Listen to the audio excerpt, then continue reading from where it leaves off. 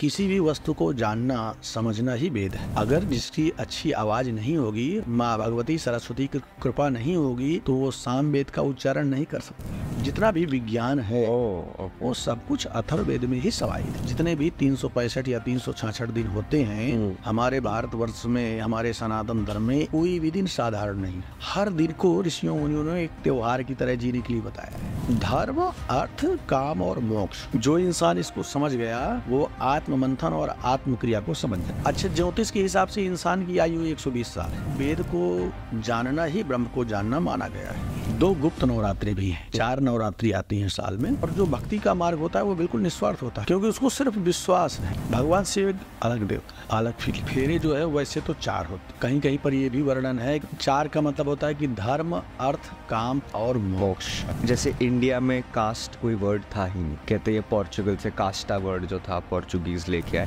कि इसमें हर वर्ड की कन्या का पूजन लिखा हुआ है, एक वर्ड की कन्या का पूजन नहीं। अब कुछ ब्राह्मण भी बिजनेस कर रहे हैं, तो जो बिजनेस कर रहे हैं वो बिजनेसमैन ही कहे जाएंगे, वो ब्राह्मण का को कहे जाएंगे। जन्नू ऋषि ने गंगा जी को फिर से निकाल दी, तो गंगा जी यहाँ पर जन्नू ऋषि से प्रकट हुई, इसलिए उनका एक नाम हो गया जाह्नवी।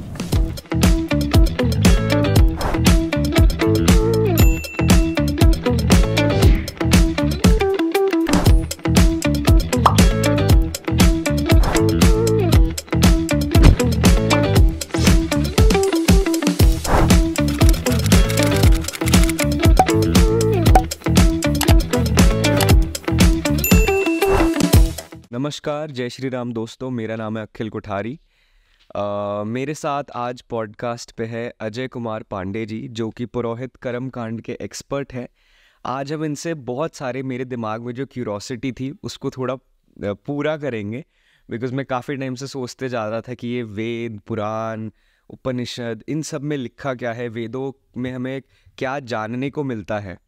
तो आज उसी सब के बारे में बात करेंगे। नवरात्रे क्यों मनाए जाते हैं, हर दिन क्या होता है नवरात्रों में, ब्रह्म क्या होता है, जनेऊ क्यों निकाल के पहना जाता है, फेरे 4 होते हैं, 7 होते हैं, बहुत सारे जो क्यूरोसिटी है उसको पूरा करा जाएगा। तो पहले तो आपका बहुत बहुत धन्यवाद, आप मेरे पॉडकास्ट पे आए समय निकाल के।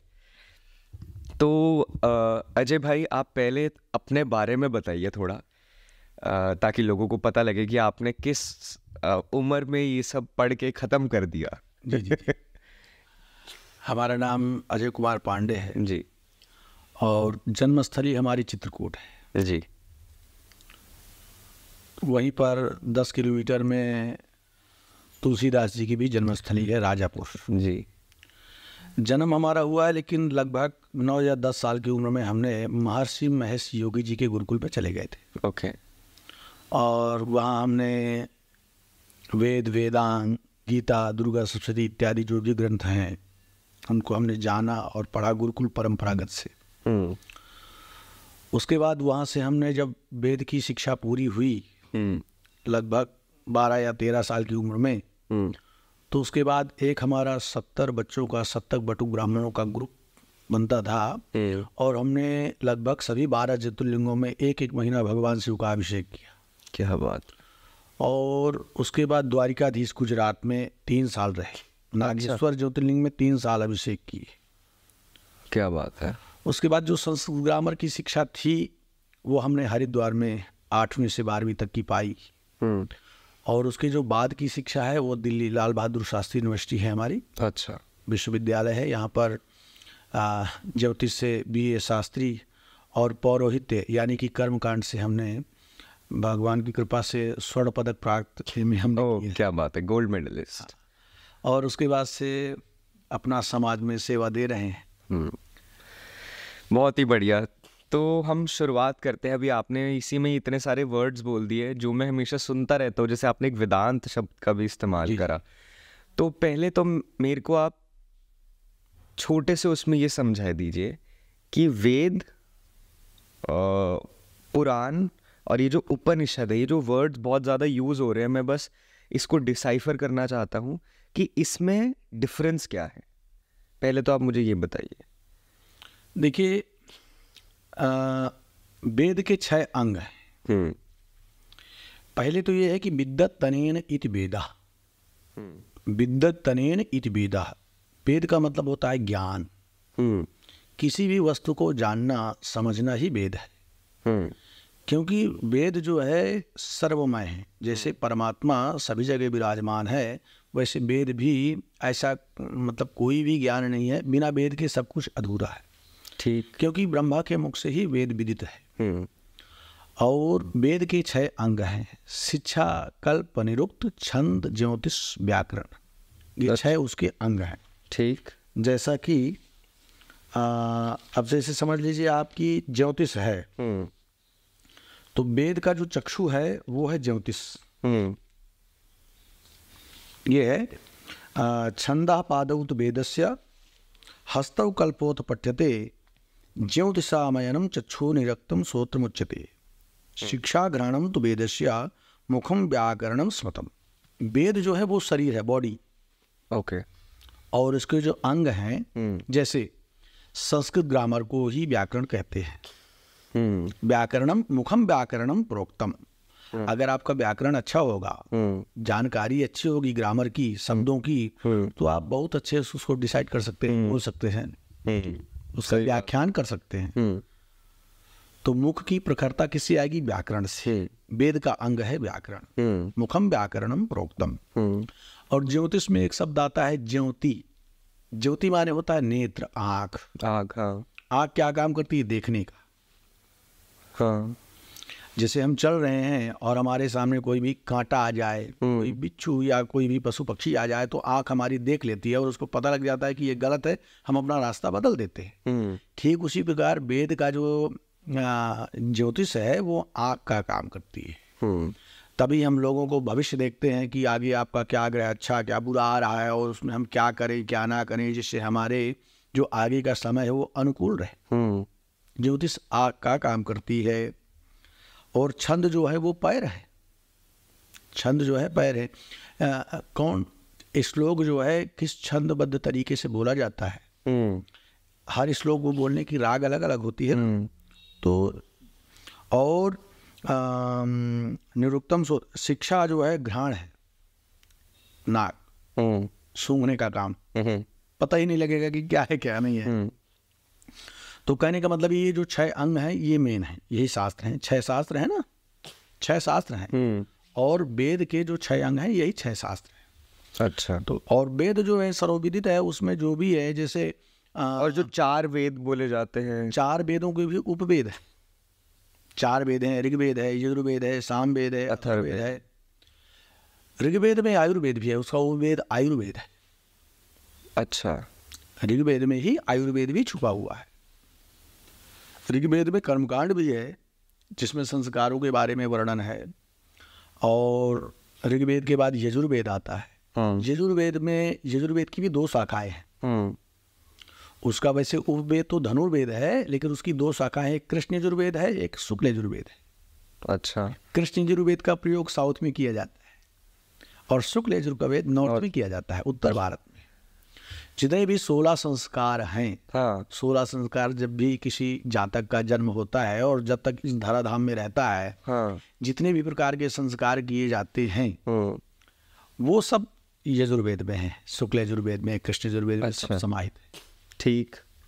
सामवेद है। सामवेद का उपवेद है गांधर्व वेद। जो संगीतज्ञ लोग होते हैं ना, उनको गांधर्व कहा जाता था पुराने शब्दों में। अच्छा। गांधर्व कहते थे, सिंगर नहीं, गांधर्व। हाँ। तो जितना भी सामवेद है उसमें सब संगीत समाहित है। सामवेद में सब संगीत है। सामवेद की जो बोलने की कला है वो भी संगीत जैसे, उसमें गायन है। अच्छा। उसमें गायन है।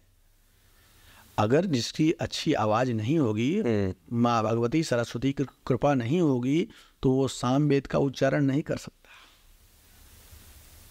उसके बाद आता है अथर्ववेद। अथर्ववेद का जो उपवेद है वो है शिल्प शास्त्राद्युपवेद। अच्छा। शिल्प शास्त्र। अथर्व को मतलब होता है विज्ञान। जितना भी विज्ञान है वो सब कुछ अथर्ववेद में ही समाहित है। शिल्प शास्त्र जितनी भी कलाएं हैं सब अथर्ववेद में ही समाहित है। नहीं तो जो हम ये बात करते हैं कि हमारे वेदों में साइंस के बारे में सब कुछ लिखा हुआ है, जो अथर्ववेद, वो अथर्ववेद। वो अथर्ववेद। हाँ। अच्छा। और जो भी पहले यहाँ से अंग्रेज लोग ले गए थे, पुरानी हमारी स्मृतियाँ हैं, जो वेद हैं, वो अगर देखा जाए तो साइंस में इसीलिए आगे हैं क्योंकि वो वेदों को चुरा करके ले गए थे। जो पुरानी परंपरा है, गुरुकुल परंपरा, जो पहले हम लोगों का ज्ञान विज्ञान जो पढ़ने की शैली थी गुरुकुल परंपरा की, वो वेदों की ही शैली थी। पूरी ऐसा कहा जाता है कॉस्मोलॉजी जो साइंस अर्थ की स्टडी है या जो हमारी यूनिवर्स की स्टडी है, कहते हैं वो भी पूरी अथर्ववेद में होती है। बिल्कुल अथर्ववेद में है। और रही बात पुराणों की, तो पुराणों में क्या है कि लगभग जो जिसको जैसा लगा कथानक है। एक सेकंड, तो जो वेद है जी, वो ब्रह्मा जी के मुंह से निकले और वो उसको जो कंपाइल करा गया वो वेद व्यास जी के द्वारा करा गया। वेद व्यास नहीं, तो वेद व्यास जी नहीं, वो तो ब्रह्मा के मुख से ही निकले हुए। वो तो निकले, उसको ऐसा कहा जाता है ना लिखा था याज्ञवल्क्य ऋषि जी ने जे। अच्छा, वेद व्यास जी ने तो पुराण लिखे। अच्छा, उन्होंने पुराण लिखे। जी जी, अच्छा, 18 पुराण लिखे। तो वो वेद व्यास जी ने लिखे, जो ये शिव पुराण, विष्णु, महाभारत जी, महाभारत भी वेद व्यास जी ने लिखी, और रामायण अच्छा वो तो वाल्मीकि जी ने लिखी थी। और उसके बाद तुलसीदास जी ने, और कई सारे। हाँ ठीक है, वो तो वाल्मीकि जी ने लिखी थी। ठीक है, याद आ गया, समझ गया मैं। तो हम कहाँ पे थे? मेरे दिमाग में इतने सारे क्वेश्चंस आ रहे हैं ना। वेदों में क्या है कि हाँ, पुराण पे थे। एक एक जो मंत्र हैं वेद के, वो सब ब्रह्ममय है। एक एक मंत्र हैं वो ब्रह्ममय। जैसे मंत्र कोई भी है, अगर किसी भी शब्द का एक बार उच्चारण हो जाता है, सपोज करिए जब भी हम पूजा पाठ करते हैं तो भगवान की धूप से आरती करते हैं जी, तो हम मंत्र बोलते हैं कि धूरसि धूर्वा धूर्वंदन धूर्वदन जोस्मान धूर्वदिदन धूर्वजं भजन धूर्वामहा देवानामशिवनिदावघं शशिदावं प्रवृतमं जुष्टादवं देवभूतमम्। अगर हम इसका अर्थ पढ़ेंगे तो वहाँ पर ये है कि धूरसि धूर्वा, घोड़े उड़ रहे हैं, घोड़े दौड़ रहे हैं और धूल उड़ रही है। अच्छा, घोड़े दौड़ रहे हैं और धूल उड़ रही है, लेकिन उसका हम प्रयोग कहाँ करते हैं? धूप से भगवान की आरती करते हैं। क्योंकि एक एक जो वर्ड है, एक एक जो शब्द है, वो सब ब्रह्ममय है। हम धूप का शब्द, एक बार धूप आ गया ना, धूरसि धूर्वा, तो हम उसको समझते हैं कि ये धूप का ही मंत्र है और वो बोल देते हैं और वो हो जाता है। सब ब्रह्ममय है। वेद में वो शक्ति है कि यहाँ पर हमारे जितने प्रकृति और पुरुष प्राकृतिक है। वेद जो है प्राकृतिक है। अच्छा, उसके बाद जो ये उपनिषद जो है वो कहाँ से आया और उसमें क्या बताया गया है? देखिए, उपनिषद क्या है कि सब ऋषियों मुनियों ने ही उपनिषद इत्यादि सब लिखे हैं। अच्छा। जैसे, लेकिन उपनिषद का प्रचलन अभी कम है। अच्छा। एक ही उपनिषद है जिसमें 8 श्लोक हैं, वो भी लगभग कम लोग जानते हैं। ठीक है। और उसके पहले भी स्मृतियाँ हैं। स्मृति जो, हाँ, स्मृतिकार हुए हैं। स्मृतिकार जैसे मनुस्मृति आपने सुना होगा, सबसे ज़्यादा बहुत ज़्यादा प्रचलन है। जी ठीक है। वशिष्ठ स्मृति है, नारद स्मृति है, धौम्य स्मृति है, ऐसे 24 स्मृतिकार हुए वेद के समय के ही या वेद से पूर्व। उन्होंने भी एक एक जीवन के बारे में वर्णन किया है। एक एक दिन, जितने भी 365 या 366 दिन होते हैं हमारे भारतवर्ष में, हमारे सनातन धर्म में, एक एक दिन को, किसी भी दिन, कोई भी दिन साधारण नहीं है। हर दिन को ऋषियों मुनियों ने एक त्योहार की तरह जीने के लिए बताया है कि कौन से दिन आपको कैसे शुरुआत करनी चाहिए और कैसे क्या क्या करना चाहिए। अच्छा, ऋषियों मुनियों ने पहले ही सब कुछ लिख दिया था कि हमें सुबह क्या करना चाहिए, स्नान करने से क्या होता है, दान करने से क्या होता है। वो एक एक क्या है कि जैसे हम ब्राह्मणों में है ना, तो हमारे 6 कर्म बताए गए हैं। संध्या स्नाने जपस्यैव देवतानां च पूजनम आत्मक्रिया धर्म चिंता ब्राह्मणम कृत लक्षण। अब जैसे क्या है कि संध्या यानी कि सुबह का पूजा पाठ, गायत्री जप होता है। तो ब्राह्मण का क्या काम होता है कि दान लेना और दान देना। तो लेने में दोष तो होता है, फिर हम चल रहे हैं कहीं भी, कोई चींटी मच्छर दिन इत्यादि कुछ ना कुछ मर जाते हैं, पाप लग जाता है, तो रोज के पाप से मुक्ति मिलती है। और संध्या से शरीर में, माइंड में, दिमाग में तेज आता है, आत्मबल, ज्ञान बल बढ़ता है। और स्नान से आपको पता है, जब आप स्नान करते हैं तो आपका माइंड और शरीर ऑटोमेटिक फ्रेश हो जाता है, क्लियर हो जाता है एकदम। हाँ, देवता नाम च पूजनम, भगवान का पूजन नित्य करना ही चाहिए। उससे भी आत्मक्रिया धर्म चिंता। देखिए, आत्मक्रिया जो शब्द है वो बहुत बड़ा शब्द है। आत्मक्रिया का मतलब होता है कि मैं कौन हूँ। लोग खाने पीने में, घूमने फिरने में लगे हुए हैं, मैं कौन हूँ यही जानना है आत्मक्रिया। मैं कौन हूँ, आत्म मंथन जिसको बोल रहे हैं कि मैं क्यों आया हूँ, क्या करने आया हूँ। और धर्म चिंता, जिस धर्म में हमारा जन्म हुआ है उस धर्म के बारे में हमको हमेशा चिंता रहनी चाहिए कि इसको कैसे आगे बढ़ाना है। और आत्मक्रिया का मतलब होता है कि मैं कौन हूँ का मतलब ये होता है कि जैसे 4 पुरुषार्थ हैं और लोग अपने जीने की तैयारी में लगे रहते हैं। आपने देखा होगा कोई मरने की तैयारी तो करता ही नहीं, क्योंकि लोगों को जितने भी राक्षस हुए हैं पहले त्रेता और सतयुग में, जिनने भगवान की तपस्या की है, वो सब लोगों ने लगभग यही वरदान मांगा है कि मैं अमर हो जाऊं। हाँ बिल्कुल। क्योंकि मृत्यु लोक में आने के लिए तो भगवान भी तरसते हैं। भगवान नारायण ने कृष्ण का रूप लिया, राम का रूप लिया, इतने अवतार लिए, क्योंकि ये साधारण जगह नहीं है। तो आत्मक्रिया का मतलब होता है कि धर्म अर्थ काम मोक्ष। धर्म अर्थ काम मोक्ष एक सिस्टम बनाया हुआ जीने का, रहने का। जैसे प्रथमे नार्जिते विद्या, पहले 25 साल में जिसने विद्या नहीं कमाई, द्वितीय नार्जिते धनम, 25 से 50 साल की उम्र में जिसने धन नहीं कमाया, और तृतीय नार्जिते पुण्यम, 50 से 75 साल की उम्र में जिसने पुण्य नहीं कमाया, वो चतुर्थे किम करिष्यति, फिर कुछ कर ही नहीं सकता। क्या बात, उसका शरीर फिर उस लायक रह ही नहीं सकता। हाँ। 25 साल में पहले विद्या कमाइए और 25 से 50 साल में धन कमाइए। और 50 से ऑटोमेटिक प्राकृतिक नियम है कि वो ऑटोमेटिक जो है आध्यात्म प्रवेश करने लगता है। जी। और कुछ लोग माया में डूबे रहते हैं।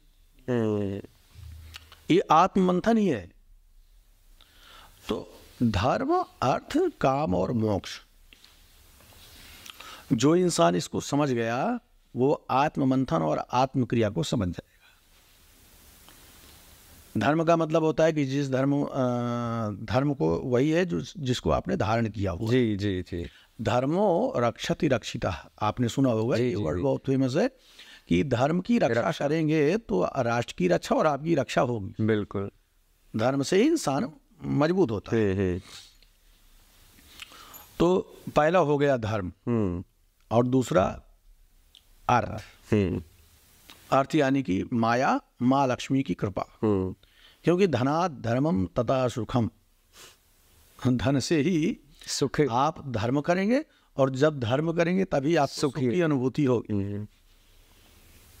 और काम का मतलब होता है कि परिवार नियोजन, अपने माता पिता की भी सेवा करना, बच्चों को अच्छे स्कूल में अच्छी शिक्षा देना, पत्नी बच्चों सबको सुखी रखना, ये सब कुछ करते हुए फिर आता है मोक्ष। और इसी बीच में हम घुसेड़ देते हैं आपका ये गृहस्थ आश्रम। गृहस्थ आश्रम भी इसी बीच में घुसेगा। गृहस्थ आश्रम का प्रवेश जो है, गृहस्थ आश्रम में रहते हुए भगवान को पा लेना और भी बड़ा है। जो चतुर्थ आश्रम है, जैसे हम ब्रह्मचर्य है, गृहस्थ है, वानप्रस्थ है और संन्यास है। जो पहले हमने आपको 4 बातें बताई कि प्रथमे नार्जिते विद्या, तो पहला क्या है, पहला 25 साल है ब्रह्मचर्य आश्रम। पहले जब तक शिक्षा पूरी प्राप्त नहीं हो जाती थी तब तक इंसान जो है ब्रह्मचर्य में ही रहता था। और उसके बाद गृहस्थ आश्रम। अच्छा, आज का समय थोड़ा अलग है। वैसे शास्त्रों में गृहस्थ आश्रम को ही सबसे बड़ा माना गया है। अच्छा। गृहस्थ आश्रम को इसलिए सबसे बड़ा माना गया है क्योंकि देखिए, जो सन्यासी लोग होते हैं, जो वानप्रस्थ में हैं, उनको सिर्फ अपना देखना है। 2 फल खा लिए, पेट भर गया।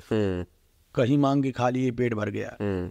लेकिन यहाँ पर परिवार में पहले 20 लोग भी होते थे, 25 लोग भी। अभी हमारे 2 का जमाना है, फिर भी 4 लोग तो है ही। और कुछ आपके सहायक, नौकर चाकर इत्यादि रहते हैं, सबका ध्यान रखना है, समय से सैलरी भी देनी है। वो सबको ध्यान में रखने हुए भी भक्ति करनी है। और फिर जो है आता है चौथा, यानी कि मोक्ष को पाना। तो गृहस्थ आश्रम सबसे बड़ा है। इतना साधारण नहीं है कि आपको मोक्ष को पालें गृहस्थ आश्रम में रहते हुए। पहले तो 100 साल की उम्र है, इतनी छोटी सी। लोग कहते हैं बहुत बड़ी है, हम कहते हैं छोटी, बहुत छोटी सी। अच्छा, ज्योतिष के हिसाब से इंसान की आयु 120 साल है। किस सेंस में, मतलब? वेद के हिसाब से इंसान की आयु 100 साल लिखी हुई है। अच्छा, 100 वर्ष ऐसा लिखा हुआ है वेद? जी हाँ। और ज्योतिष के हिसाब से इंसान की आयु 120 साल है। क्योंकि जब हम जन्म पत्री देखते हैं, कुंडली देखते हैं, ज्योतिष में क्या है कि एक विश्वोत्तरी महादशा है। अच्छा। जब भी किसी इंसान का जन्म होता है तो उसकी 120 साल की दशा लग जाती है। अच्छा, ओके। यानी कि ज्योतिष जब भी किसी का जन्म होता है तो उसके 120 साल के बारे में बताता है। तो यानी कि 120 साल के बारे में ज्योतिष शास्त्र बता रहा है, तो ज्योतिष शास्त्र का मत है ना कि वो इंसान 120 साल जिएगा, तभी तो बता रहा है। तो आजकल की इतनी बीमारी है कि 60-70 पार करना मुश्किल हो जाता है। वैसे इंसान की आयु ज्योतिष के हिसाब से 120 साल है। ये तो मैं पहली बार सुन रहा हूँ ये चीज़। हाँ, क्योंकि जो दशाएं हैं ग्रहों की, उसके हिसाब से नवग्रहों की दशाओं को मिला करके 120 साल होता है। अच्छा। तो कुछ लोग जो लोग योग करते हैं, खान पान में ध्यान रखते हैं, बहुत सारे लोगों को आपने सुना होगा वो 120 साल भी जी जाते हैं। 105, 110, 102, 100 के ऊपर जी जाते हैं। हमारे महाराज जी थे। अच्छा। गुरु जी थे हरिद्वार में, उन्हीं के आश्रम में हम रहते थे। उनको जब से हम देखे तब से शुगर था। अच्छा। 102 साल होकर के 102 वर्ष हुए हैं, तब तक वो आराम से रहे। उसके बाद उन्होंने अपने शरीर का त्याग किया है। जबकि शुगर था उनको। जबकि शुगर था।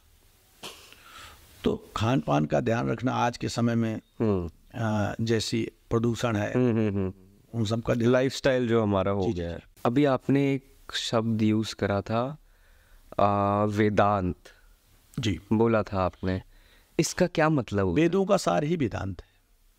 व्याख्या वेदांत जो है, वेदों का सार ही वेदांत है। अच्छा। हाँ। और आपने एक और चीज बोली थी, ब्रह्म।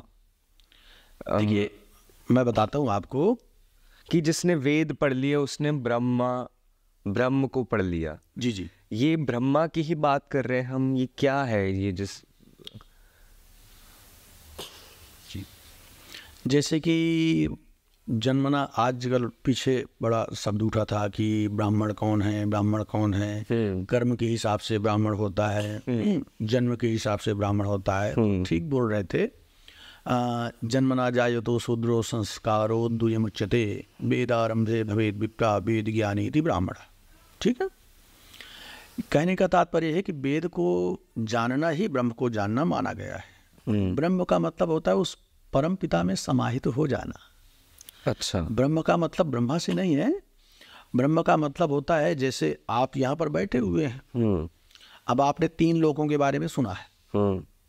3 लोग यानी कि पाताल लोक, पृथ्वी लोक, आकाश लोक। चौथा लोग जानते हैं आप? चौथा लोग जानते हैं आप? नहीं जानते। तो इसके नीचे देखिए अब कितने लोग हैं। कुल मिलाकर के 14 लोग हैं। इसके नीचे देखिए कितने लोग हैं। मैं सबसे नीचे से शुरुआत करता हूँ। अतल, वितल, सुतल, तलातल, रसातल, महातल, पाताल लोका नाम उपरि भागी।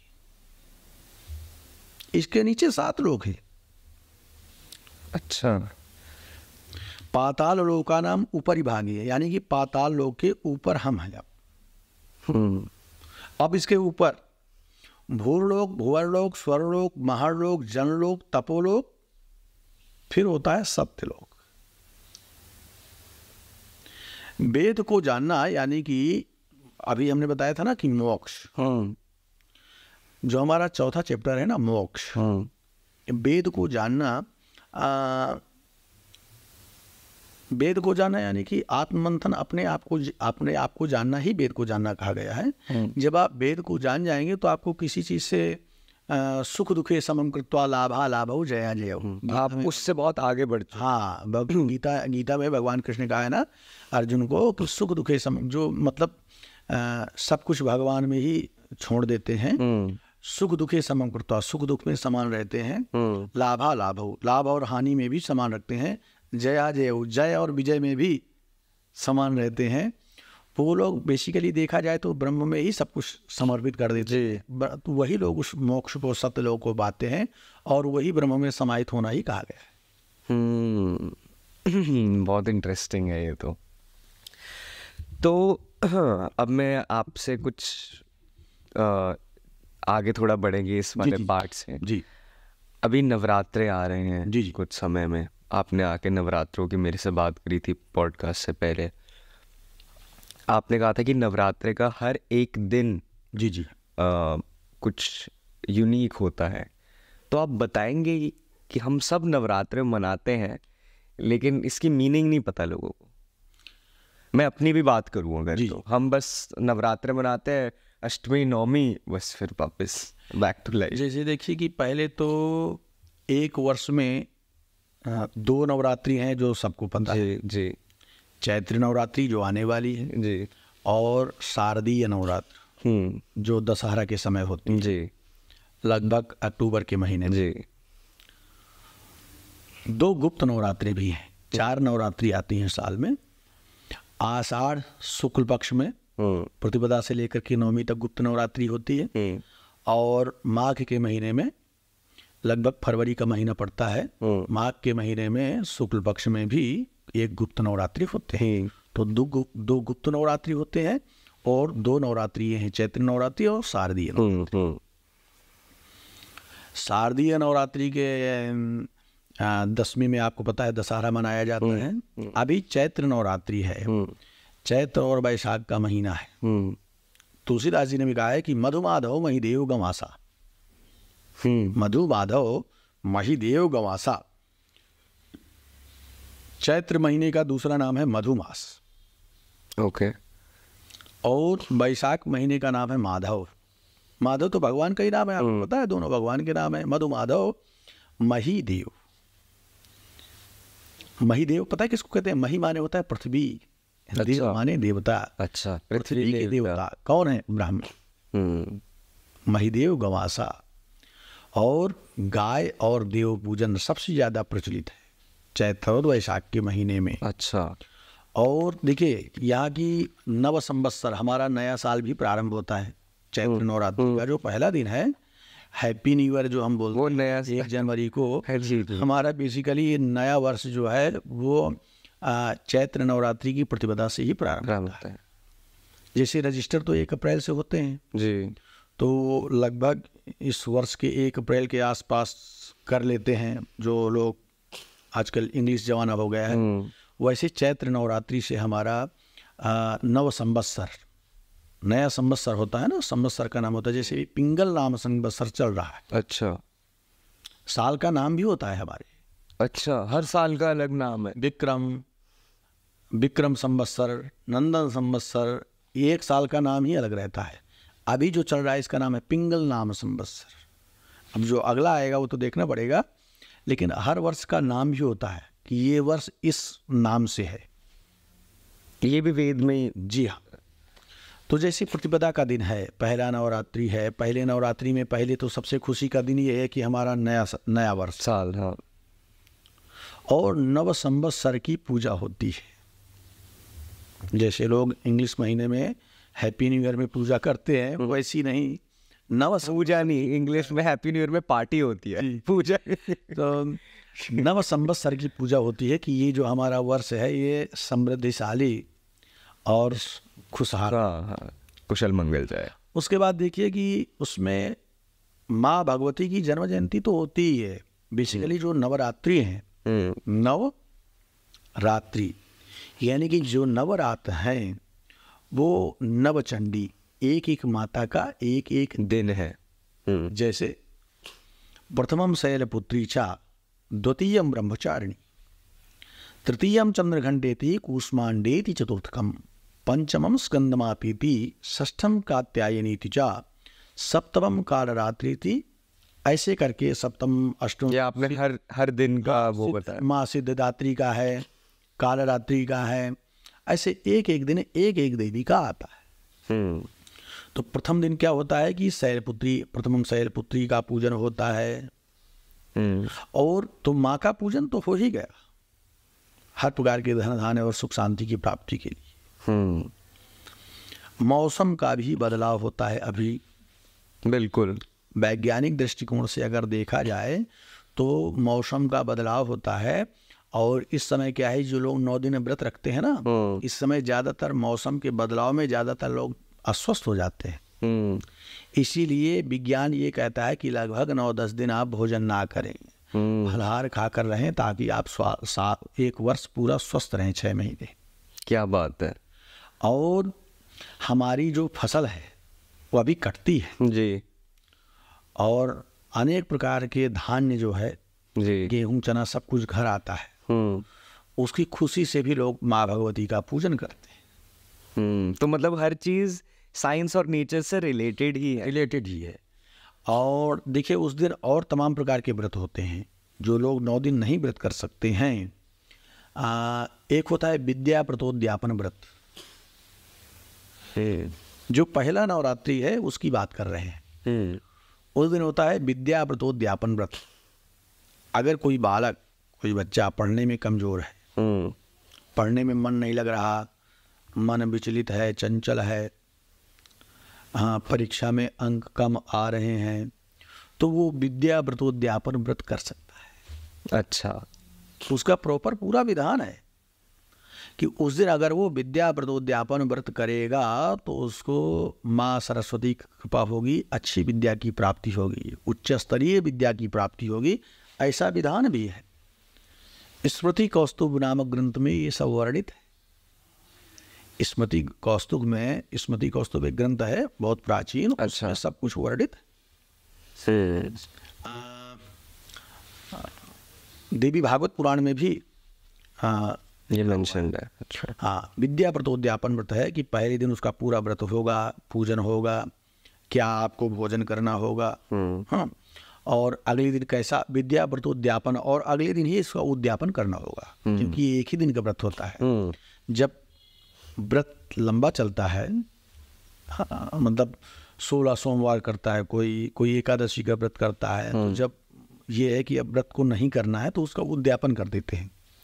उद्यापनम इति उद्यापनम, यानी कि अब इसको बंद करना है, व्रत को संपन्न हो गया है, समाप्त तो नहीं कह सकते हैं, संपन्न हो गया है, तो फिर भगवान का विधिवत पूजन करके उसको जो है, बेसिकली आपके शब्दों में कहूँ तो पूर्णाहुति कर देते हैं। आप एक चीज़, मेरा आपसे सवाल है, जो व्रत अभी आपने बोला ना, मैं आसपास अपने देखता हूँ कि लोग व्रत रखते हैं, पर मुझे आपसे ये जानना कि व्रत रखने का सही तरीका क्या है। मैं क्यों पूछ रहा हूँ आपसे कि आजकल व्रत में क्या है, थालियाँ आ गई है कि व्रत की थाली, और ये भी खा सकते हैं, वो भी खा सकते हैं, तो व्रत सही से रखा कैसे जाता है? देखिए, पहले तो ये है कि व्रत 2 प्रकार का होता है। एक होता है भक्त व्रत, एक होता है नक्त व्रत। अच्छा, तो मैं आपकी भाषा में बता रहा हूँ कि नक्त माने नहीं खाना, भक्त माने खाना है। अच्छा, नक्त माने कुछ नहीं खाना, अच्छा, और भक्त माने खाना है। ऐसा स्मृति कौस्तुभ में ये भी दिया है। अच्छा, ये दोनों दिए? हाँ, व्रतोद्यापन में भी दिया हुआ है, व्रतराज में भी दिया हुआ है। व्रतराज एक पुस्तक आती है, साल भर में जितने व्रत आते हैं उसकी हर व्रत का विधान है उसमें। तो व्रत की 2 शाखाएं हैं, एक है नक्त व्रत, एक है भक्त व्रत। फिर होता है एक भक्त व्रत, फिर होता है हालांकि 2 भक्तों का वर्णन शायद है, लेकिन अब 2 भक्त का बोल देंगे तो फिर तो गड़बड़ी हो जाएगा। इससे अच्छा आप भोजन ही करो, क्यों व्रत रह रहे हैं। तो नक्त माने नहीं खाना, भक्त माने खाना है, यानी कि जो शाम को फलाहार कर लेते हैं। आजकल कुट्टू का आटा इत्यादि जो चला हुआ है, ये सब साबूदाना इत्यादि का, हाँ, साबूदाना की पकौड़ी, कुट्टू की रोटी। शरीर को चलाने के लिए भी, व्रत करने के लिए भी आजकल शरीर में इतनी क्षमता नहीं है, तो अगर कुछ ले लेते हैं। बेसिकली व्रत का मतलब होता है कि भगवान की भक्ति में लीन रहना। वो जो आप प्रोफेशनल तरीके से सिर्फ खाने पर ध्यान देने को व्रत नहीं कहा गया। हाँ, ठीक है। तो नक्त मतलब ये होता है कि कुछ लोग कुछ नहीं खाते और भगवान की दिन रात उपासना करते हैं। मतलब भक्त व्रत जो खाने वाला है, भक्त माने खाना है, नक्त माने नहीं। हाँ, तो भक्त व्रत जो है उसमें भी कुछ खराब नहीं है, आपका ये कहने का मतलब है कि वो भी रख सकते हैं कि आप खा रहे हो बिल्कुल कुछ ना कुछ जो व्रत का खाना जिसको कहा जाता है। यहाँ तक शास्त्रों में वर्णन है, दान मयूख में, जिसमें व्रत और दान के बारे में बताया गया है, उसमें ये तक लिखा है कि आप 2 भक्त का विधान तो है ही। खैर मेन तो ये है कि भगवान के प्रति रुचि है, भगवान के प्रति आपकी आस्था है, प्रेम है, वही व्रत है। और जब आस्था नहीं है तो आप कुछ भी करते रहिए, उसका कोई मतलब नहीं है। मतलब दिखावटी वाला व्रत नहीं। और देखिए, भागवत में एक अजामिल की कथा थी। तो उसने अपने जो है वो तो अपना डाका डालने चला गया था, चोरी करने। उनकी पत्नी बहुत भगवत प्रिय, भगवान में भक्ति रखने वाली, रुचि रखने वाली थी। अचानक एक साधु संतों की मंडली थी जो एक ही घर में मांग के खाती थी। अगर उसने नहीं दिया तो फिर दिन भर नहीं खाती थी, दिन भर भोजन नहीं करती थी फिर वो। तो उनके लिए पहला घर था उसी अजामिल का। और अजामिल के घर में उन्होंने घंटी बजा दी, कुंडी खड़का दी कि हमें भोजन प्रसाद, आटा दाल जो भी है। तो उन्होंने कहा कि आप कैसे आ गए, अगर हमारे पति आ गए तो बहुत मुश्किल हो जाएगा, आपको तो जीना दुर्लभ हो जाएगा। लो जल्दी जल्दी लो। आटा दाल चावल उनको दिया और उन्होंने बना करके भगवान को भोग लगाया और प्रसाद पाया। और उन्होंने एक ही आशीर्वाद दिया। उस समय वो जो उनकी पत्नी थी, वो डाकू की, वो गर्भिणी थी कि जो आपके बच्चा होगा उसका नाम रख देना नारायण। नारायण नारायण। अब नारायण का नाम रख दिया, नारायण का जन्म हो गया, नाम भी नारायण रखा गया। और वो जो डाकू था, वो जब उसका अंत समय आया तो वो अंत समय क्या है कि अपने बेटे को ही बुला रहा है। शरीर में तमाम प्रकार की बीमारियां हो जाती हैं, ना आदमी बोल सकता, ना सुन सकता, तमाम प्रकार की परेशानी होती हैं। वो बड़े बड़े शब्दों से आवाज़ करके चिल्ला रहा था, नारायण नारायण आओ, नारायण आओ। तो वो जो उसकी आवाज़ थी अंत समय की, वो भगवान नारायण तक पहुंच गई। यमराज के दूत आए, यमराज के दूतों को भगवान नारायण के दूतों ने भगा दिया, ये तो नारायण का वक्त है। तो उन्होंने कहा कि अरे ये आपको नहीं पता है, ये तो महाराक्षस है, इसको तो हम लेने आए हैं, ये यमराज के पास जाएगा। लेकिन फिर भी उसको भगवान नारायण के दूत ले गए और वो भगवान के धाम को गया। तो कहने का तात्पर्य कि देखो, मन से अंत समय या कभी भी अगर कोई थोड़ा भी नाम ले लेता है तो उसकी सदगति हो जाती है। बाकी अगर कोई दिखावा कर रहा है, बिल्कुल सही बात कह रहे हो, खालियां आ गई हैं, तो फिर उसका कुछ नहीं हो सकता है। मैं आपको अभी, आपने बात बोली ना कि कोई नाम ले लेता है, उसका भगवान हमेशा उसके साथ रहते हैं। जी जी जी। मैंने वाकई में अपनी ज़िंदगी में, मैं 25 साल का हूँ, ये चीज़ तो मैं भी बोल सकता हूँ कि कभी कभी ऐसा लगता है कि कुछ चीज़ होता है ना कि आपने मांगी या आपको कुछ चाहिए और वो हो जाए। जी जी। मैं 10 दिन पुरानी बात बता रहा हूँ, मैं अपने फादर के साथ था। मैंने अपने फादर को, कुछ बात थी, कुछ हम चाहते थे कुछ वो हो गया। और मैंने कहा, पापा आप हमेशा कहते हो कि बेटा मेरे ना आसपास भगवान बैठा है।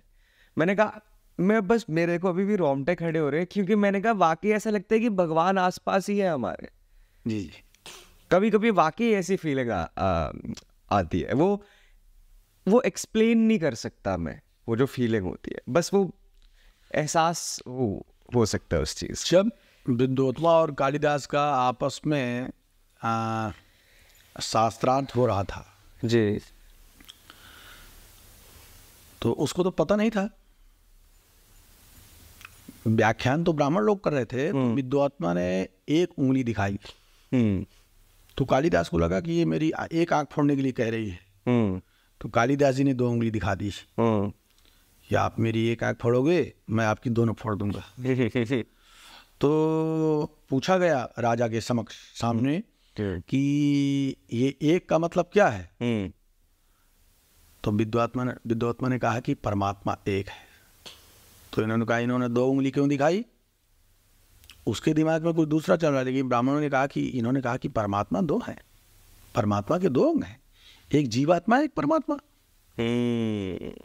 तो कहने का मतलब ये है कि हमारा जो शरीर है,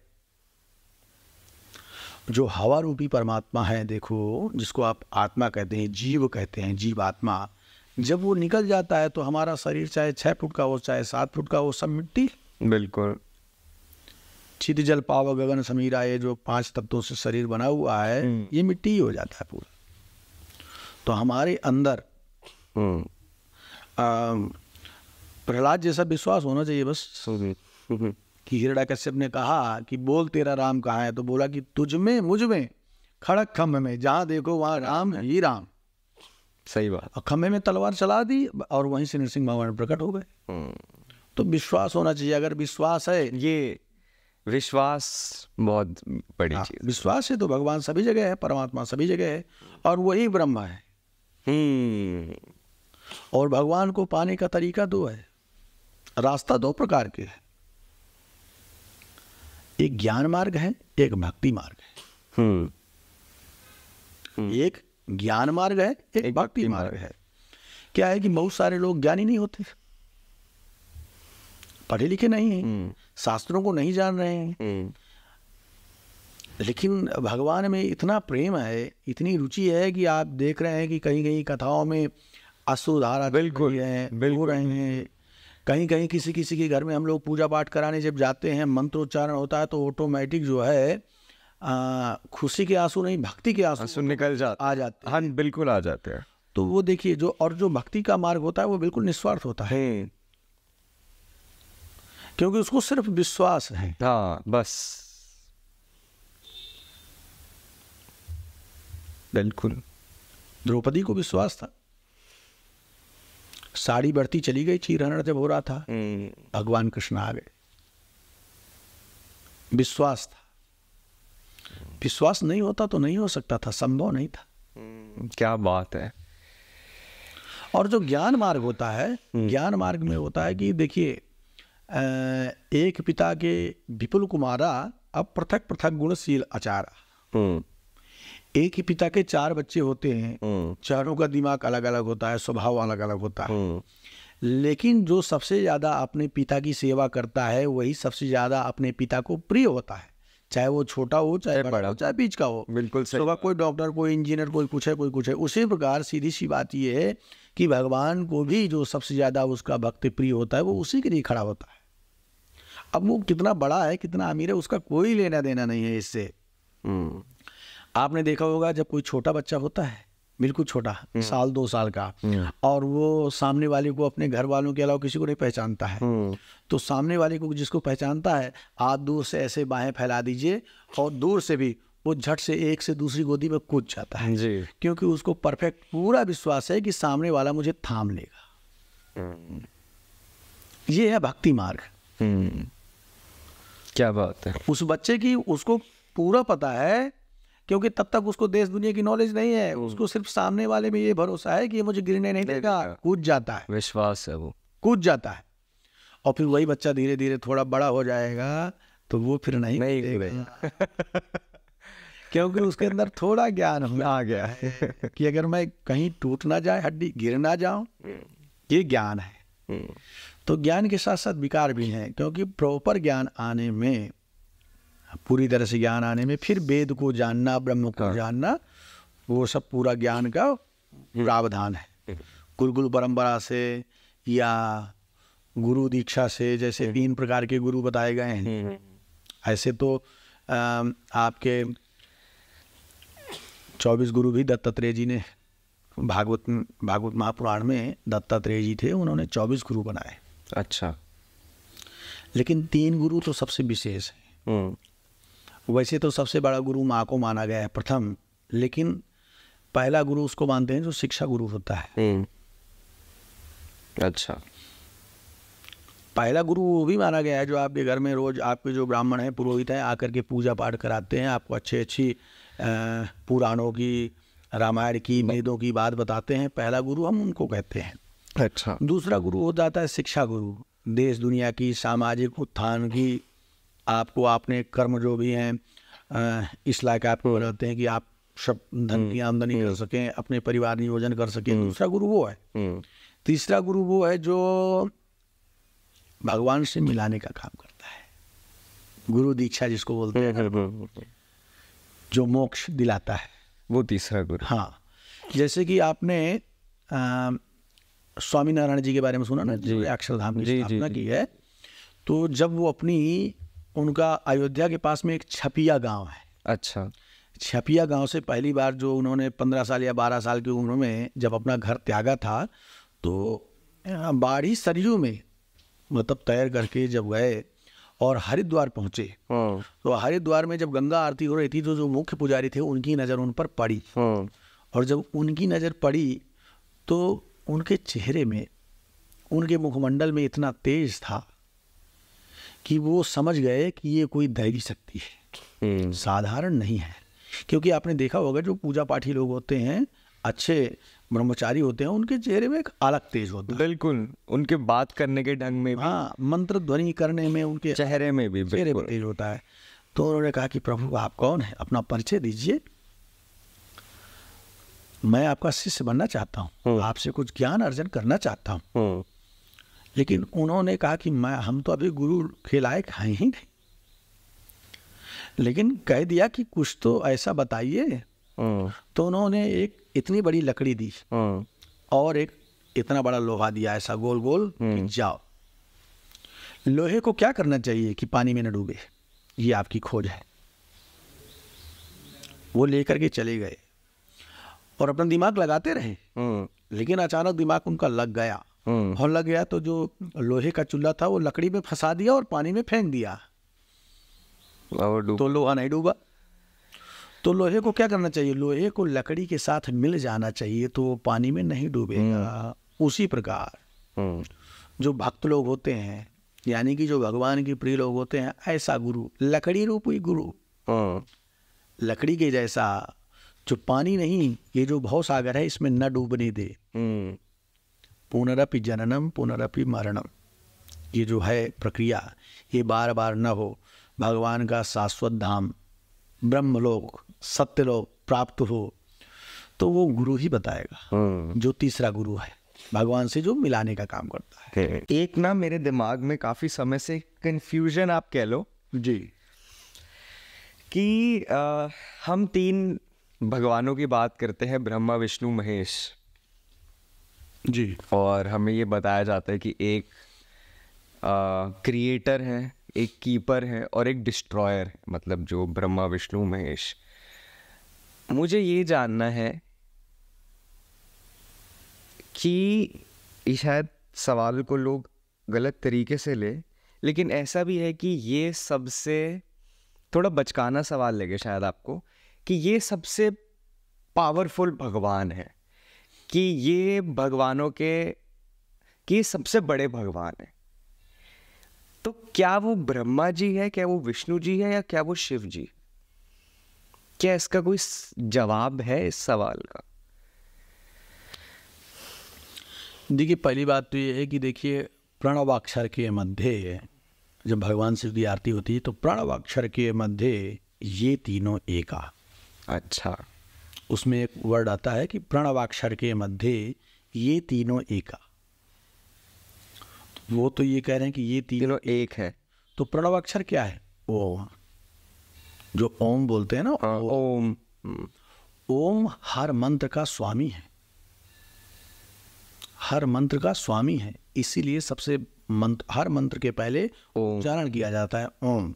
हाँ, बिल्कुल करा जाता है। हाँ, तो ये तीनों एका, वो तो तीनों एक हैं, ठीक। लेकिन वैसे क्या है कि जो पालन करता होता है, ठीक, जन्म देने से ज़्यादा, जन्म दे करके लोग छोड़ देते हैं जी, जो पालन करता है उसको बड़ा माना जाता है। जो पालन करता है, जो आपको पूरा, जब तक आप इस धराधाम में रहेंगे, ठीक है, कोई गोद ले लेता है, जन्म किसी ने दिया, भगवान कृष्ण कारागार में पैदा हुए, बिल्कुल, पहुंच गए नंद बाबा के पास। तो कहने का मतलब ये कि जो पालन करता होता है उसको ही बड़ा माना जाता है। अच्छा, तो पालन करता कौन है? भगवान विष्णु। क्योंकि भगवान विष्णु के इस नाभि से ही तो ब्रह्मा जी निकले हैं। हाँ, ऐसा भी कहीं मेंशन है हमारे किताबों में, हमारे धर्म के, कि एक बार शिव जी की और ब्रह्मा जी की भी लड़ाई हुई थी, ऐसा कुछ है? देखिए, कथाएं हैं जैसे कि हरि अनंत हरि कथा अनंता। हाँ, तुलसीदास जी ने कहा कि हरि अनंत हरि कथा अनंता। कथाएं इतनी अनंत हैं, जैसे आप कोई भी शास्त्र पढ़ेंगे, बड़ा गीता पढ़िए, भागवत पढ़िए, हर पुराण में, हर शास्त्र में अंतिम में ये लिखा हुआ है कि जितने पुराण हैं, जितने ग्रंथ हैं, अगर आप उनको पढ़ने की कोशिश करेंगे तो ये छोटा सा जीवन है आपका यूं ही निकल जाएगा। ये सारी कहानियां पुराण में लिखी हुई है, जैसे शिव जी की सारी कहानियां शिव पुराण। हाँ, बहुत शिव पुराण में है। नहीं, शिव पुराण के अलावा भी है, बिना भगवान शिव के तो कोई भी शास्त्री नहीं है। रामायण में भी है, सभी जगह है। भगवान शिव जो है वो, भगवान शिव एक अलग देवता है, अलग फीलिंग। मैं मानता हूँ इसमें, मैं खुद बहुत बड़ा शिव जी का भक्त हूँ। मैं रोज जैसे कि देखिए कि आदि शंकराचार्य जी से विरचित है, उन्होंने लिखा हुआ है कि आत्मा तम गिरिजामति सहचरा प्राणा शरीरम गृहम पूजाति विषयोपभोग रचना निद्रा समाधि स्थिति संचार पदयो प्रदक्षिण विधि स्तोत्राणि सर्वा गिरो।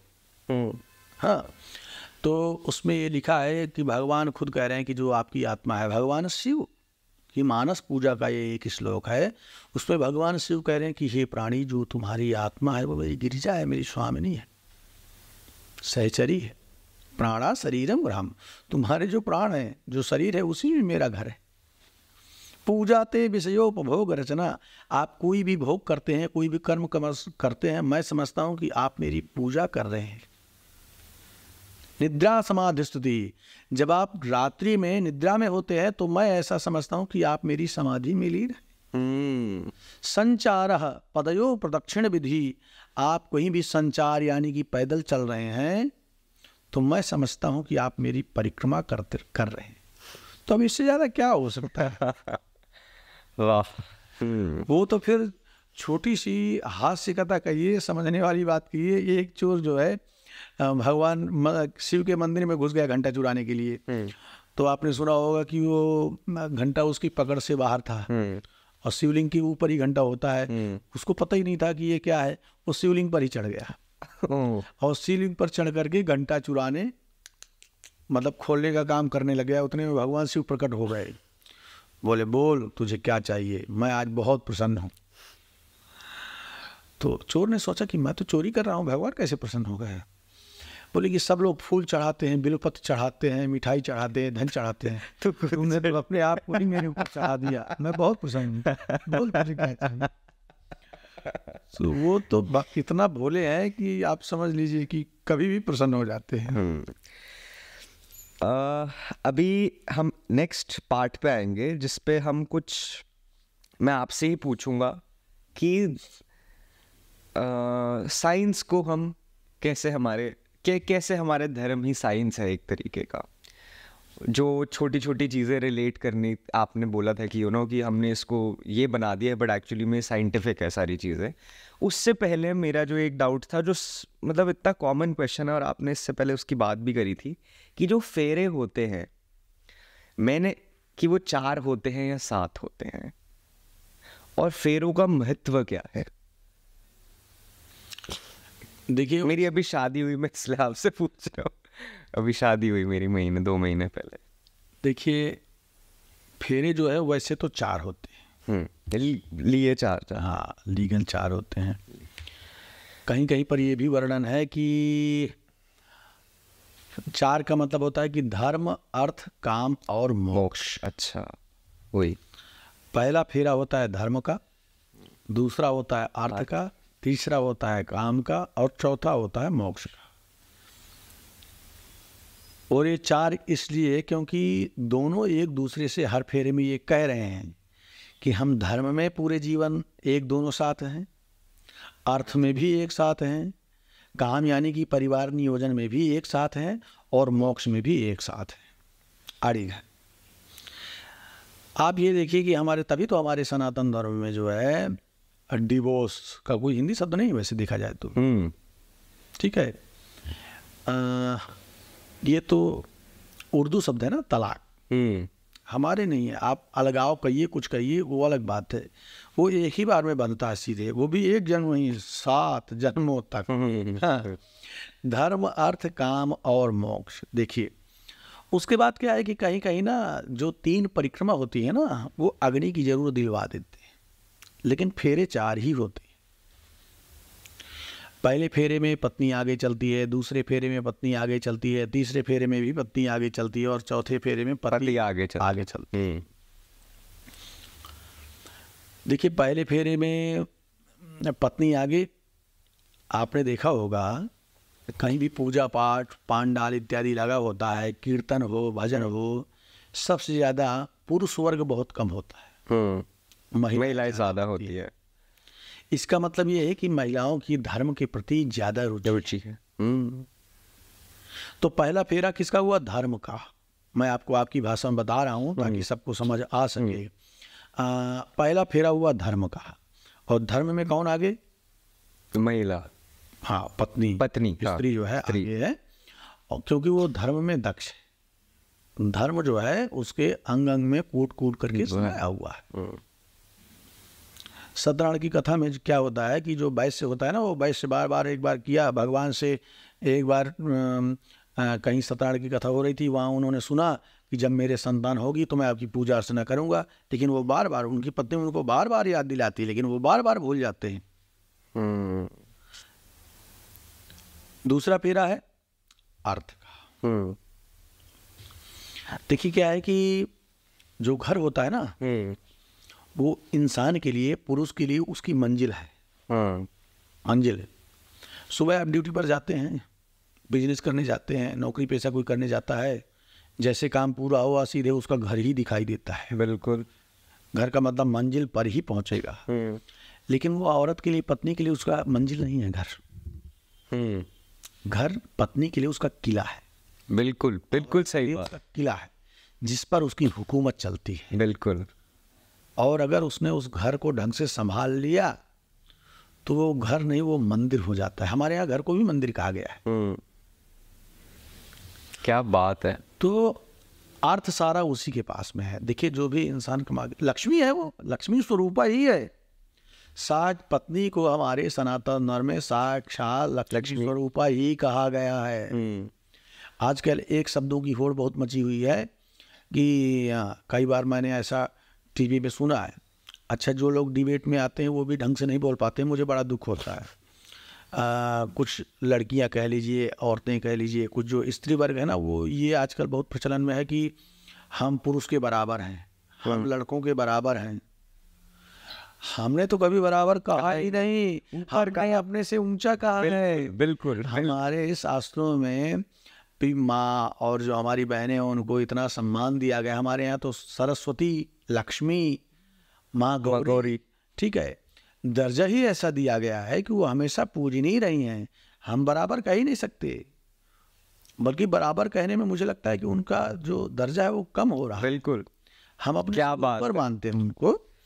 और आप ये देखिए कितनी अच्छी परंपरा है सनातन धर्म की। आप एक बार विचार करिए, आपको अगर अपना घर छोड़ करके कहीं भी जाने के लिए कह दिया जाए तो मुश्किल होगा वो। बिल्कुल। लेकिन वो साक्षात माया स्वरूपा भी कही जाती है। एक दूसरा घर अपने माता पिता को छोड़ करके आती है और आपके घर को प्रॉपर संभालने बस आती है। बिल्कुल। आपको मैं एक और बात बताता हूँ। आपने अभी आपकी शादी हुई है, विवाह हुआ है, आपको बहुत बहुत बधाई हो। खीलों का, फुलियां, खील बोलते हैं ना, खील जो चावल से बनती है, धान से, उसका प्रयोग, उसकी आहुति होती है उनमें। बिल्कुल। हाँ हाँ हाँ बिल्कुल। उसकी आहुति पता क्यों दी जाती है? जब धान चावल जब लगाते हैं ना, धान पहले एक खेत में लगाते हैं। हाँ। उस खेत में इतना इतना बड़ा हो जाता है, फिर उसको उखाड़ करके दूसरे खेत में लगा देते हैं। फिर वो फूल देता है, फल देता है। कन्या का जीवन, स्त्री का जीवन ऐसा ही है। इसीलिए खील की आहुति दी जाती है, धान की आहुति दी जाती है। कन्या का जीवन एक कुल में जन्म होता है, उसमें वो एक लेवल तक बढ़ते हैं। हाँ, उसके बाद फिर वो दूसरे कुल में जाती है और वहाँ पर फिर फूलती है, फलती है, वंश को बढ़ाती है। इसलिए धान की आहुति दी जाती है। क्या बात है यार। और तीसरा फेरा हो गया अर्थ का। चौथा होता है देखिए मोक्ष का। औरत को, स्त्री को कभी मोक्ष नहीं आता, मोक्ष की बातें नहीं आती हैं। भारतवर्ष में आप देखिए कुछ थोड़ा बहुत महिलाएं संत हो गई हैं, लगभग 99% पुरुष वर्ग के ही लोग तो साधु हैं। साधु संत जिनको जो है मोक्ष, वानप्रस्थ जो भी संन्यास आया है, वो लोग जो भी आश्रमों में हैं वो सब साधु संत तो पुरुष वर्ग के लोग हैं, क्योंकि पुरुष वर्ग को बहुत जल्दी मोक्ष आ जाता है।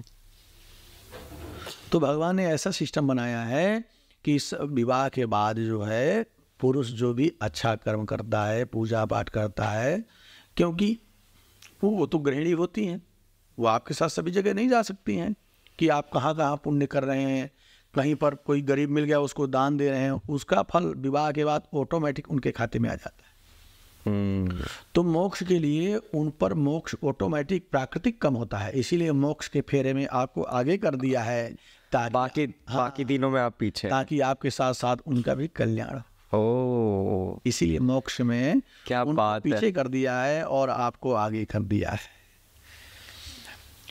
कमाल कमाल कमाल। ऐसा कहीं कहीं कहा गया है कि मैंने देखा है भी, दानमय युग में भी एक जगह जो है विवाह संस्कार की बात आई थी, तो वहाँ पर अग्नि से ही फेरा क्यों लिए जाता है, ऐसा भी विधान है, क्योंकि पहले जो है 11 या 12 वर्ष में पुत्री का विवाह जो है हो जाता था। ठीक है, बिल्कुल हो जाता था। और उस समय पुत्री पहले इनके जो देवता होते हैं ना, जैसे आपका स्वामी कौन है, आपका कुल देवता कौन है, तो कन्या का जो है 5 साल की आयु तक जो है देवता होता था चंद्रमा स्वामी। 10 साल की उम्र तक गांधर्व होता था। 10 साल के बाद उनका जो स्वामी है ना देवता, वो अग्नि हो जाता है। अच्छा। अग्नि देवता हो जाते हैं उनके स्वामी। तो उनके स्वामी कौन हो गए कन्या के? अग्नि। तो आप अग्नि किससे ले रहे हैं? रावण के गुरु शंकर जी थे, रावण के गुरु शंकर जी थे, और राम जी गए रावण से लड़ने, तो पहले किसकी पूजा की? शंकर जी की। तो विजय के लिए तो की ही, लेकिन इसलिए भी की, राम जी के मन में ये डर था कि मैं उनके शिष्य से लड़ने जा रहा हूं, कहीं गुरु जी बीच में आ गए तो सब गड़बड़ हो जाएगा। इसीलिए पहले उनसे आज्ञा ली, उन्होंने कहा विजयी भव।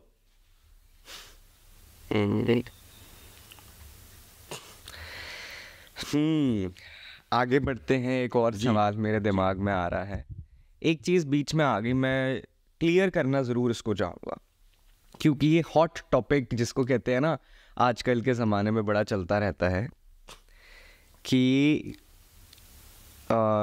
जैसे इंडिया में कास्ट कोई वर्ड था ही नहीं।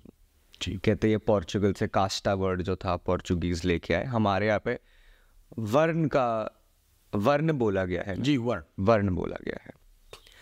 तो मेरे को बस ये जानना है, क्योंकि इस टॉपिक के अराउंड बहुत ही मिसकंसेप्शंस हैं, मतलब लोगों के दिमाग में बहुत गलत फहमियाँ हैं। जी। तो वर्ण क्या बताया गया है, मुझे ये जानना है। और जो कहते हैं कि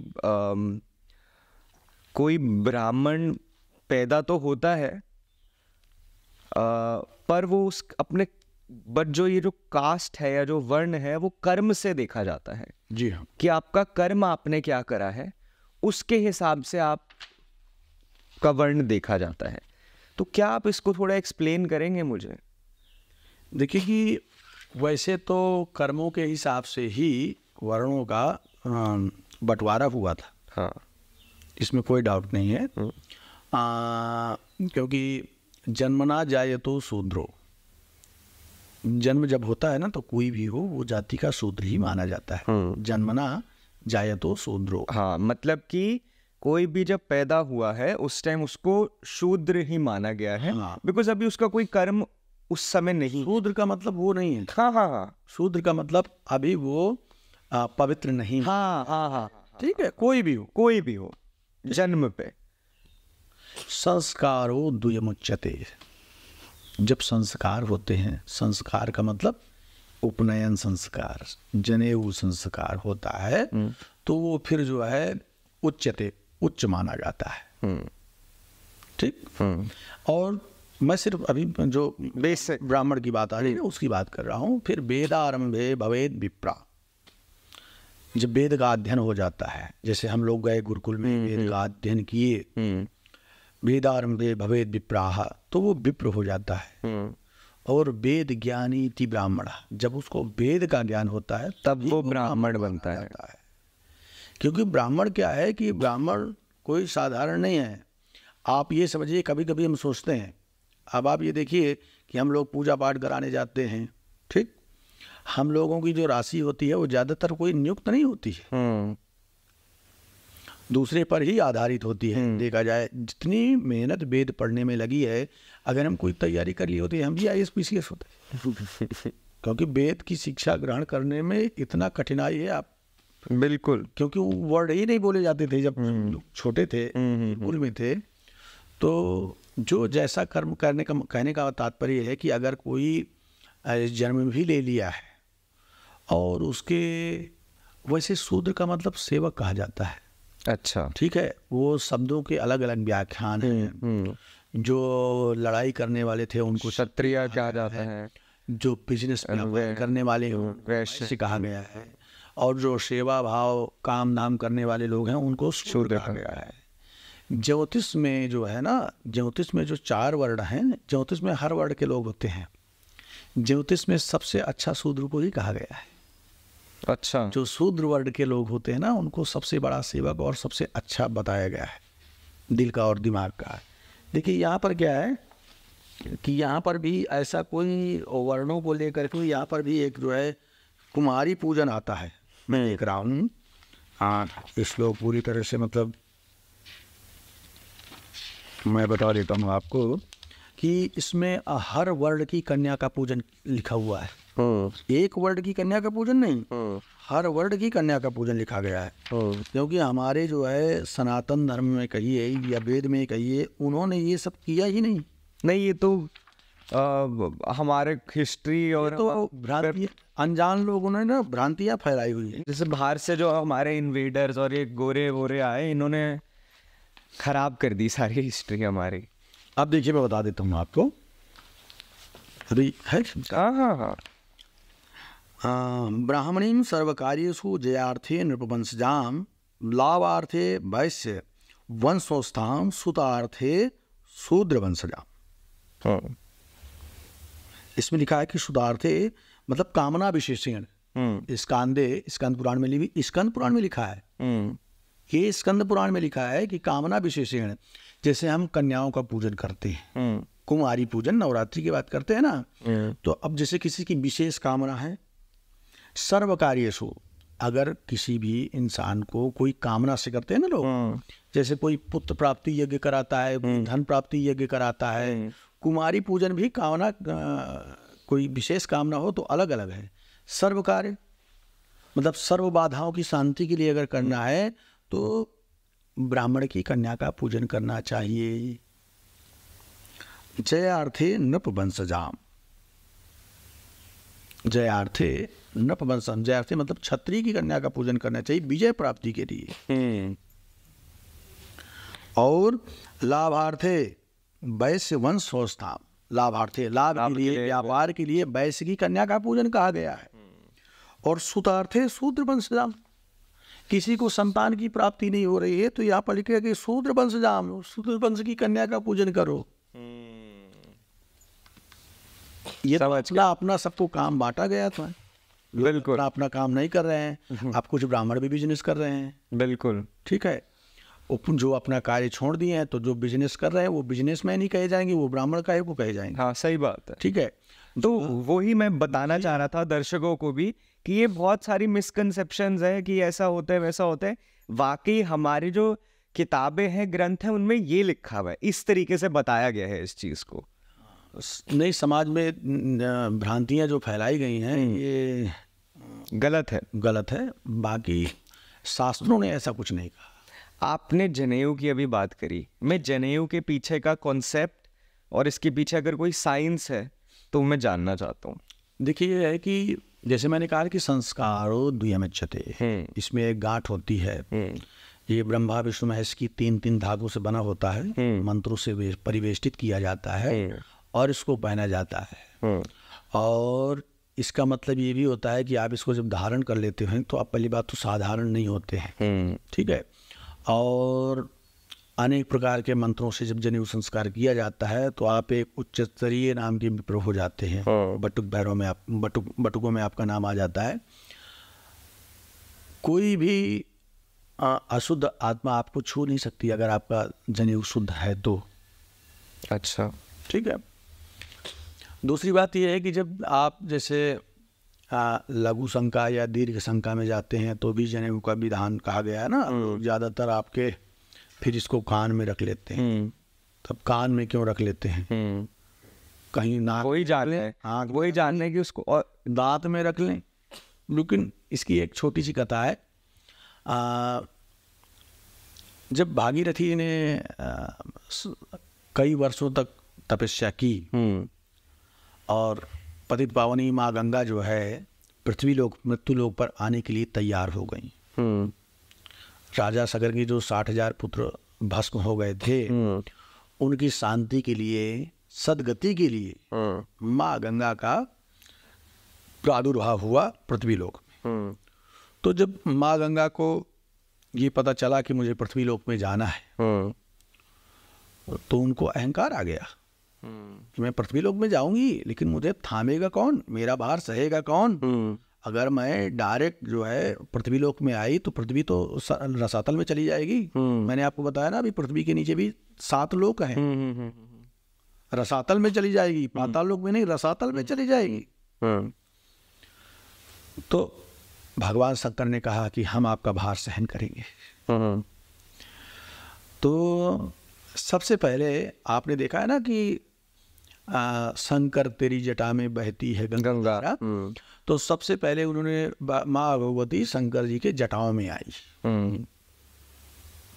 और जटाओं में आई तो उनको तो अहंकार था, और जटाओं में आई तो जटाओं में ही वो गंगा जी अपना रास्ता भूल गई।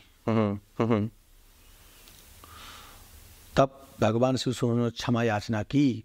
तब भगवान शिव फिर जटाओं से निकलने का उनको रास्ता दिया। क्योंकि भगवान का शिव का एक नाम और है ना, व्योमकेश। व्योमकेश, आकाश जैसे बाल जटाएं हैं जिनकी, ऐसे भगवान शिव हैं। फिर माँ भगवती गंगा वहां से निकलने का रास्ता पाया तो फिर निकलती चली गई, आगे आगे गंगा जी और पीछे पीछे भागीरथ जी।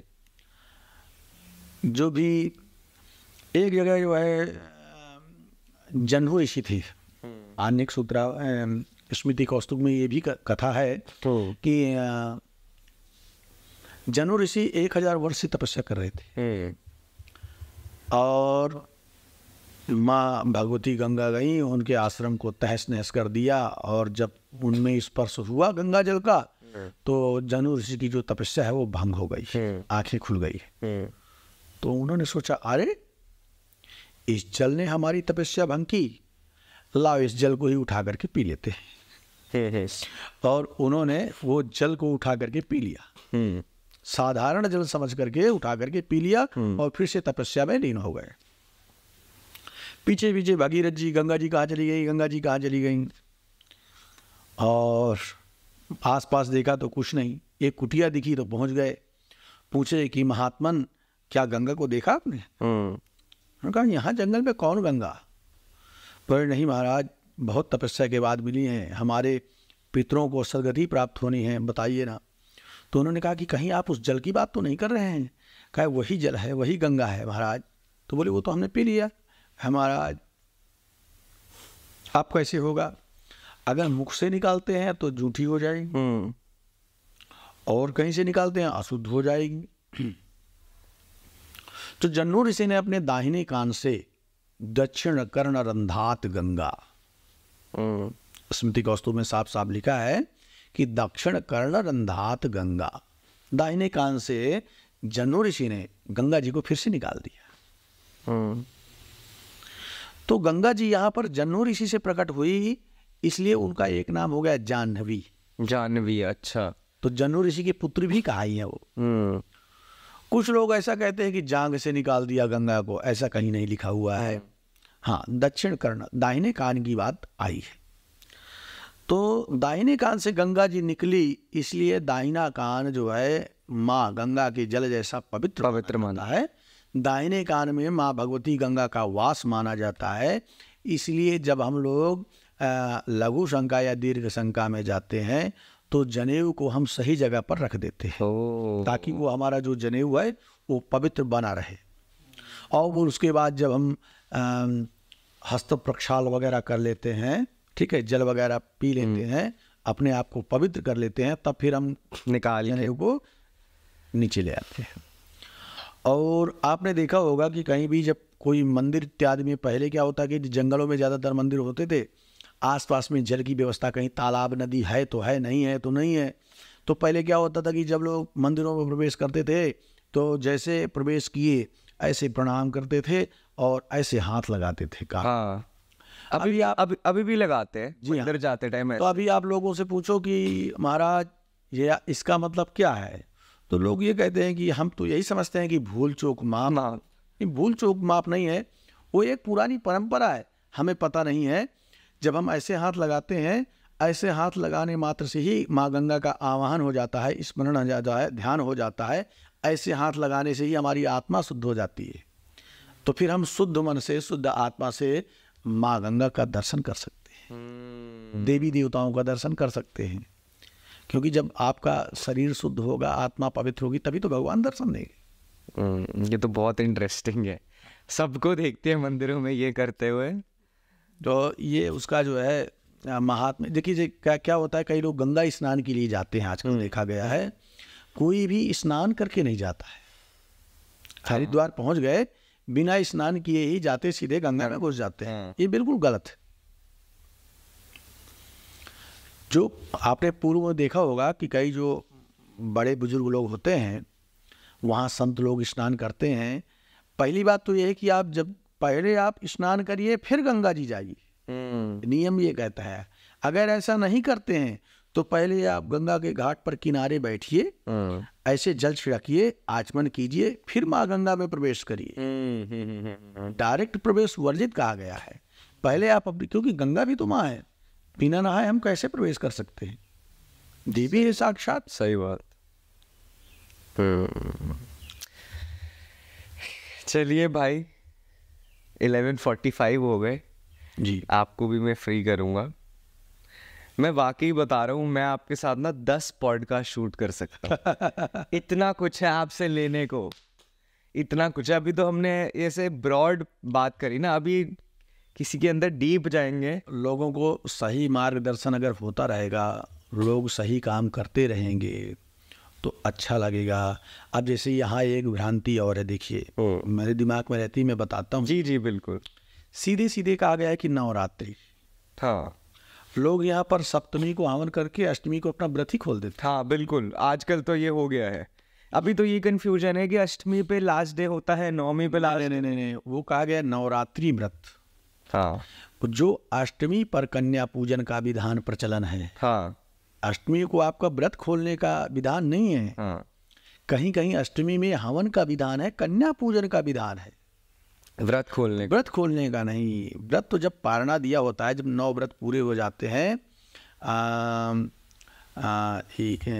यावत और तावत, यानी कि 9वीं जा रही है और 10वीं आ रही है, उस बीच में ही व्रत खुलता है। तभी तो नवरात्रि कहाँ, तो 7 रात्रि, अष्टरात्रि नाम रखा दीजिए ना। फिर अगर आप नवरात्रि व्रत नहीं कर सकते हैं तो उसके लिए एक और विधान है, उसको कहा गया त्रिरात्रि व्रत कहा गया है।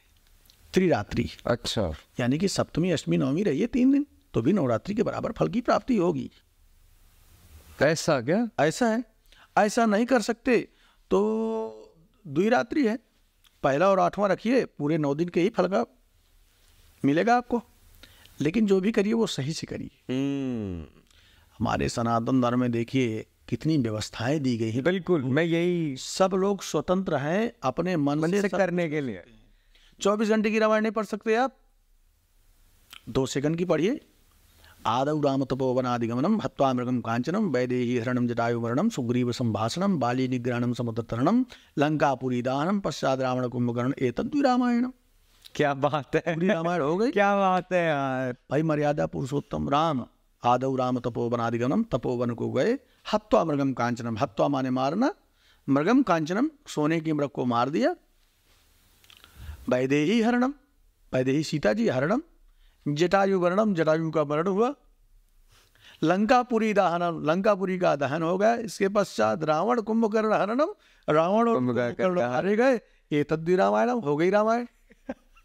लेकिन जो करिए वो सही से करिए। मैं समझ, बट आपने एक जो बात बोली ना, ये वाकई कि हमारे सनातन धर्म में सबको इंडिपेंडेंस दी हुई है अपने तरीके से, अपने अच्छे भाव से कोई चीज करने के लिए, अपनी कन्वीनियंस पे। हाँ, लेकिन अब उसका गलत इस्तेमाल हो रहा है, ये बात बिल्कुल सही है।